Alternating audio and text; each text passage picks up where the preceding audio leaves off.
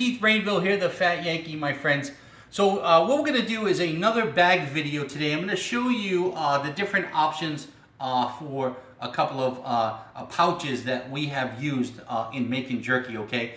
I've done a video on vacuum sealing, and I wanted to do a video on the pouches because this is what I recommend that you use, especially if you're bringing your jerky to market, okay? So there's a couple of different options, and we're going to get into how to seal the bags today. We're going to get into a top feed and a bottom feed bag. We're going to get into those differences. I'm going to give you the model number of this particular sealer that we used, and then I'm going to tell you a little bit about these little rascals right here, okay? Oxygen absorbing packages.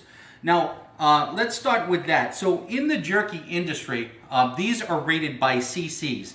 The recommended cc, oxygen absorbent package, for any bag jerky, approximately 3 ounces, is 20 to 30 cc's, okay?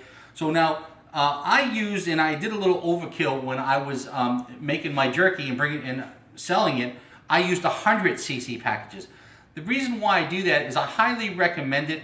Obviously, the less water you have or humidity in a bag, the longer your shelf life is going to be. So that's very important, and that's why we obviously dehydrate or smoke our jerky. We taking that humidity out, and that's why we put these oxygen absorbent packages in it. So to summarize, 100 cc's is what I recommend to put in your pouches. Now, let's get into the pouches. Okay, so it's very important, even in a vacuum seal bag, that you have a nice thick package, okay? 50 mils is what I would recommend for the thickness of the package.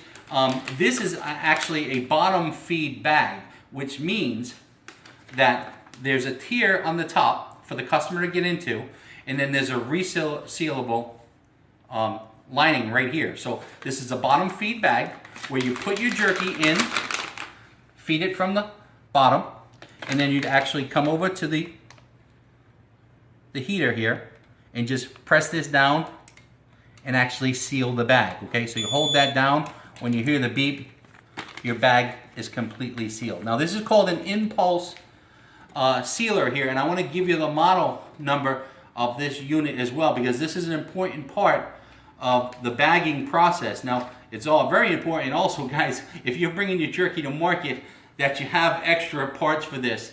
And some of the extra parts on this sealer I'll get into on another video. But this is the impulse sealer, and you get it from Uline, and the model number of this unit is H-597, okay? So, guys, it's a great one. I highly recommend it to thousands of bags of jerky with this. Okay, so now I've showed you the bottom fed bag. What I want to show you next is a clear silverback top fed bag, okay? Now, this unit, just as good as a bottom fed bag. These are, obviously, we had pre-made. They cost a lot of money to get done. These bags a little bit less expensive, obviously, okay? So here we go. This is a top fed bag where you just simply open it up like that, okay? Now, this is also a pouch, so it expands on the bottom, which is really important too with these top fed bags, because you can actually have your jerky sit on a table just like that, okay? So top fed bag, real simple. I'm just gonna bag up some jerky that I have here that's made, and that is gonna go in the freezer. Okay, now what I'm gonna do here is, even when I freeze my jerky and I put it in the freezer, I add one of these oxygen absorbent packages. But when we sell it for resale, 1 per 3 ounce bag is what I recommend.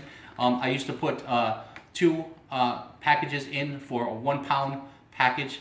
And then, very simple with this top fed bag, you're just gonna close it up like this, bring it to the impulse sealer, and just above the tier line, I don't know if you can see that, but just above the tier line is where we're gonna seal this bag, all right? Nice and fast. Now it leaves a nice heated seal at the top of the bag, just like that, guys, okay? So again, this is the impulse sealer. This is the way that the Fat Yankee recommends that you bag your jerky, either way, when bringing it to market. 100cc package inside the bag. Remember, when we're bagging our jerky like this, our water activity level is at 0.85 with a 2% give or take when we're getting inspected is extremely important, okay? 0.85 for this, remember 0.92 for a vacuum sealed bag, okay? Well, again, with that variance of 0.02%, okay? So that's it, my friends. This will keep your jerky nice and dry, give it a nice shelf life. I'm going to get into the shelf life videos within the next month or so. So don't forget, guys, subscribe to the channel, like the video, guys, and get in our craft beef jerky makers group on Facebook. Almost 600 members in there now. A lot of professional people. You don't have to buy the book anymore to get in on the group. And we talk jerky all day long, every day, 7 days a week, guys.